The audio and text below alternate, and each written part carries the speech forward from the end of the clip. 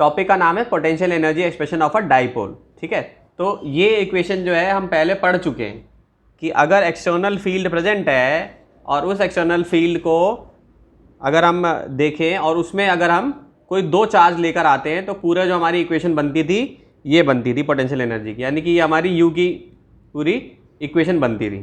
ठीक, लेकिन अब मान लो कि मैंने प्लस और माइनस चार्ज लेकर आ गया हूँ, तो माइनस चार्ज की वजह से सब कुछ पहले जैसा ही रहेगा, क्योंकि डाइपोल को हमने किस में लेकर आए हैं, एक एक्सटर्नल फील्ड में लेकर आए हैं। ये एक्सटर्नल फील्ड है हमारी, और इसी एक्सटर्नल फील्ड के अंदर जो है हम एक डाइपोल लेकर आए हैं। ठीक, इसी एक्सटर्नल फील्ड में हम डाइपोल लेकर आए। ओके, सो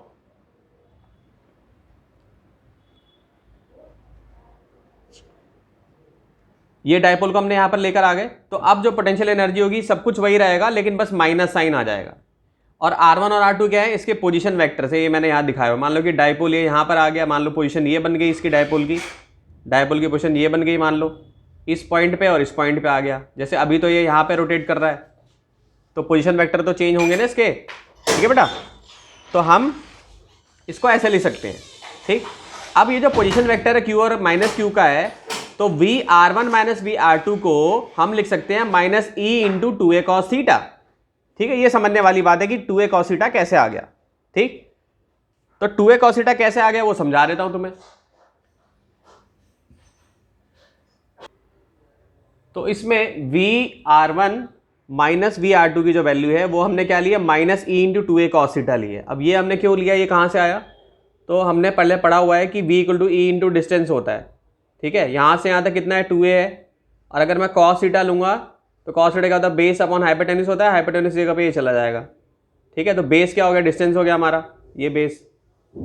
ठीक है, तो ये डिस्टेंस कितना ले लिया हमने, 2a cos थीटा ले लिया। ठीक, और क्यों लिया है, क्योंकि इलेक्ट्रिक फील्ड का कंपोनेंट यहां पर आ रहा है। ठीक है, सो पोटेंशियल हमने क्या लेंगे, E इंटू डॉट 2a ले लिया cos थीटा। माइनस साइन क्या है, क्योंकि VR1 माइनस VR2 लिया हमने, तो इस वजह से माइनस साइन हमने यहाँ पे लगाया, डायरेक्शन दिखा रहा है। ठीक है, तो ये हमारे पास वैल्यू आ गई। अब अगर मैं तुम्हें बोलूं कि मान लो थीटा की वैल्यू π/2 ले लिए। ठीक है, थीटा की वैल्यू मान लो π/2 ले ली मैंने, तो cos 90 कितना होता है, 0 हो जाएगा ना। तो अब क्या होगा, सो इस केस में वर्क डन क्या हो जाएगा, so the work done against the external field E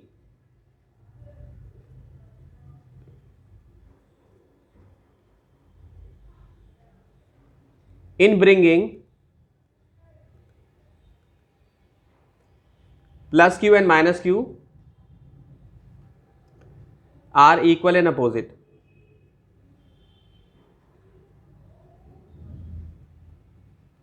ठीक, and cancel out. So Q VR1 minus VR2 equal to 0 हो जाएगा। ठीक है, तो यानी कि अगर हम किसी डाइपोल को एक्सटर्नल फील्ड में रखते हैं तो उस पर टॉर्क फोर्स लगती है जिसकी वजह से वो रोटेट होता है। ठीक है, और वर्क का फॉर्मूला क्या होता है, फोर्स इंटू डिस्प्लेसमेंट। तो यहाँ पे जो टॉर्क है वही फोर्स है, समझ रहे बच्चे। तो इस वजह से इसमें आंसर क्या हो जाएगा, 0 हो जाएगा अगर 90 का एंगल बन जाता है। तो ये बोर्ड में पूछ सकते हैं तुम्हें घुमा के जो है। ठीक है, सो ये क्वेश्चन जो है इसी टॉपिक से रिलेटेड है। तो कह रहा है मान लो कोई एक मॉलिक्यूल है, पहले क्वेश्चन समझ लेते हैं। एक मॉलिक्यूल है हमारे पास, ये हमारे पास एक मॉलिक्यूल है और इसका परमानेंट इलेक्ट्रिक डाइपोल मोमेंट है। ठीक है, यानी कि हमें क्या दिया हुआ, इसका डाइपोल मोमेंट दिया हुआ है। कितना है इस मॉलिक्यूल का डाइपोल मोमेंट, वो हमें दिया हुआ है 10⁻⁻29 कूलम मीटर। ठीक है, ये हमें दिया हुआ है। ठीक, और इसका एक मोल, अगर मान लो मैं इसका एक मोल ये मानूं, इसके एक मोल मॉलिक्यूल को पोलराइज करते हैं, यानी इसके अंदर जो डाइपोल मोमेंट उसके डायरेक्शन को चेंज करते हैं एक्सटर्नल इलेक्ट्रिक फील्ड लगाकर। मान लो एक्सटर्नल इलेक्ट्रिक फील्ड लगा दी हमने। ठीक, तो इलेक्ट्रिक फील्ड कितनी लगाई हमने, कितनी है इलेक्ट्रिक फील्ड यहां पे 10⁶ वोल्ट है। ये हमारे पास एक्सटर्नल इलेक्ट्रिक फील्ड है।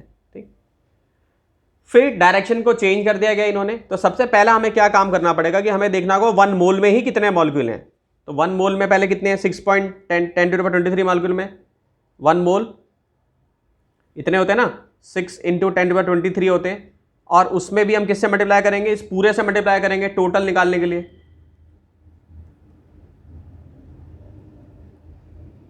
तो कितना हो जाएगा,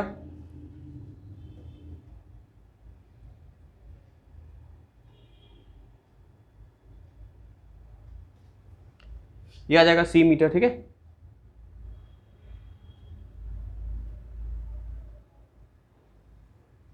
ठीक, इनिशियल पोटेंशियल कितनी हो जाएगी,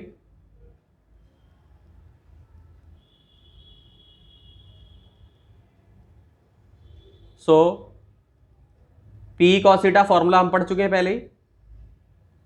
ठीक, ये पूरा P हमारा हमने निकाल लिया, यानी हमने पूरा P निकाल लिया, यानी पूरे के पूरे मॉलिक्यूल को जो पोलराइज किया है, तो 1 मोल में इतने होते हैं, तो पूरे हमने कर लिए। डाइपोल मोमेंट हमको दिया हुआ था, हमने मल्टीप्लाई कर लिया। तो पहले हम U इनिशियल निकालेंगे। तो इनिशियल में कुछ दिया हुआ नहीं है, कुछ भी नहीं दिया हुआ है यहाँ पे, तो हम क्या लेंगे कि 0 डिग्री है। ठीक है, उसके बाद जो एंगल है वो 60 डिग्री है। उसके बाद इन्होंने एंगल कितना चेंज कर दिया है, 60 डिग्री चेंज कर दिया है। ठीक, तो पहले तो हम ये लेंगे, तो इनिशियल पोटेंशियल एनर्जी इतनी होगी हमारी, और फाइनल पोटेंशियल एनर्जी जो होगी वो कितनी हो जाएगी,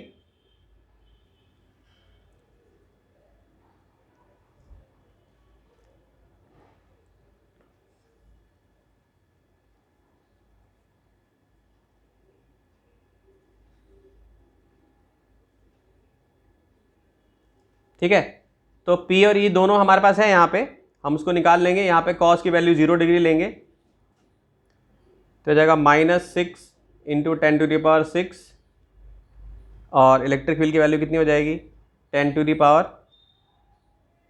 10⁻⁻6 है ना ये, और यहाँ पे 10⁶ कर लेंगे, cos 0 डिग्री कर देंगे। ठीक है, तो ये आ जाएगा -6 जूल। और यहाँ पर अगर सॉल्व करेंगे तो कितना आ जाएगा, 6 इंटू यहाँ पे माइनस साइन लगेगा 10⁻⁻6, इलेक्ट्रिक फील्ड की वैल्यू 10/6, cos 60 की वैल्यू कितनी होती है, cos 60 कितनी होती है वैल्यू बच्चे,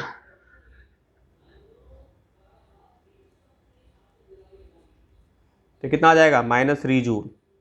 तो चेंज निकालेंगे हम, तो -3 जूल से माइनस कर देंगे 6 जूल को। ठीक है, तो चेंज आ जाएगा तुम्हारा कितना, 3 जूल्स आ जाएगा। ठीक, तो इसका मतलब इतनी पोटेंशियल एनर्जी का लॉस हो जाता है। ठीक, और जो एनर्जी है वो कुछ हीट के फॉर्म में रिलीज हो जाती है। ठीक है, अब समझ में आ गया होगा। एक मेटालिक कंडक्टर जो होता है उसके अंदर फ्री इलेक्ट्रॉन्स होते हैं बच्चे। ठीक, तो अब ये जो फ्री इलेक्ट्रॉन होते हैं ये फ्री तो होते हैं, लेकिन ये कंडक्टर के बाहर नहीं जा सकते। और ये कैसे बिहेव करते हैं, गैस मॉलिक्यूल की तरह। जैसे गैस को अगर हम चैम्बर में बंद कर दें तो गैस क्या करेगी, इस वॉल को हिट करेगी, ऐसे करके इस वॉल को हिट करेगी, इस वॉल को हिट करेगी। तो ये रैंडमली कोलाइड करके इधर उधर मूव करते हैं। इतनी बात समझ में आ गई। तो जब हम एक्सटर्नल फील्ड लगाते हैं, इसी मेटल को हमने एक एक्सटर्नल फील्ड में जब रख दिया, तो ये जो रेड पोर्शन से मैंने बनाया हुआ है ना, ये मैंने बैटरी लगा दी। तो बैटरी क्या करती है, एक तरह का एक्सटर्नल फोर्स प्रोवाइड करती है। ठीक है, बैटरी जो होगी एक तरीके का क्या प्रोवाइड कराएगी, एक्सटर्नल फोर्स। ठीक है, यानी एक एक्सटर्नल इलेक्ट्रिक फील्ड प्रोवाइड कराएगी, जिसकी वजह से क्या होगा कि यहां से जो इलेक्ट्रॉन्स हैं, ये सारे इलेक्ट्रॉन्स मूव होके पॉजिटिव प्लेट की तरफ बेटा अट्रैक्ट होंगे। ठीक है, तो हमें इस टॉपिक में जितनी भी प्रॉपर्टीज हैं कंडक्टर की वो हमें पढ़नी है, कि कंडक्टर के अंदर क्या होता है अगर मान लो इलेक्ट्रिक फील्ड हम ना लगाएं। ठीक है, ये सारी चीजें हमें पढ़नी है इसमें जो है। कंडक्टर के अंदर जो इलेक्ट्रोस्टैटिक फील्ड होती है 0 होती है, चाहे कंडक्टर न्यूट्रल हो या चार्ज हो। अगर हम स्टैटिक सिचुएशन की बात कर रहे हैं तो कोई करंट ना तो उसके अंदर होगा और ना बाहर होगा। तो ये पहली प्रॉपर्टी है कि inside a conductor electrostatic field is 0। बहुत इंपॉर्टेंट है, इससे 1 नंबर का क्वेश्चन बन सकता है। दूसरा जो पॉइंट है कि ये डॉट जो है, ये मैंने क्या बताया, मैंने ये चार्ज दिखाया कि ये चार्ज है।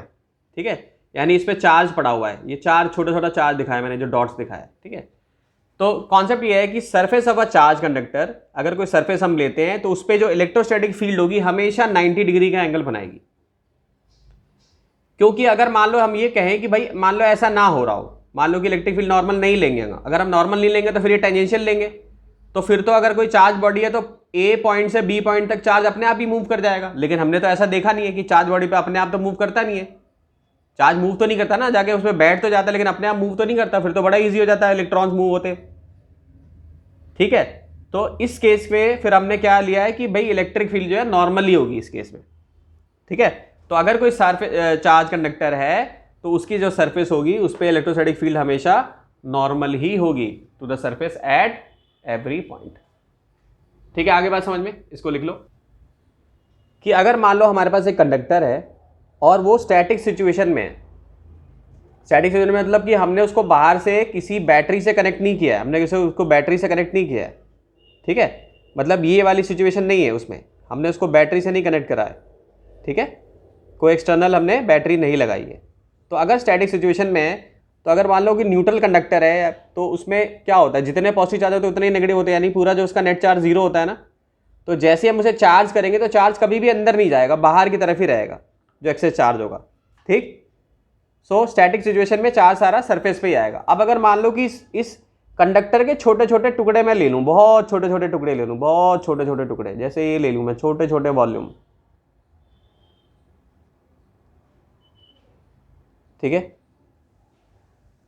तो हर एक वॉल्यूम में क्या होगा कि जितने पॉजिटिव उतना नेगेटिव, तो यहाँ पे फ्लक्स क्या होगा, जीरो होगा हमेशा। तो क्लोज सरफेस अगर हम ले रहे हैं, जैसे ये पूरी क्लोज सरफेस हमने ली, तो इसके अंदर जितने भी पॉजिटिव नेगेटिव चार्ज हैं इन सबका जो नेट होगा वो जीरो हो जाएगा। ठीक है, तो इसीलिए there is no net charge, there is no net charge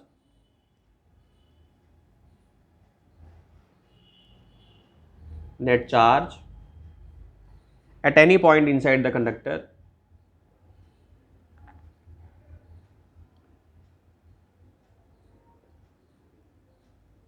inside the conductor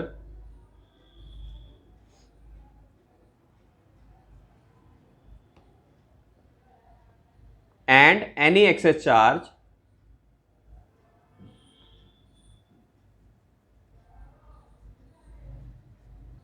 must reside at the surface। ठीक है,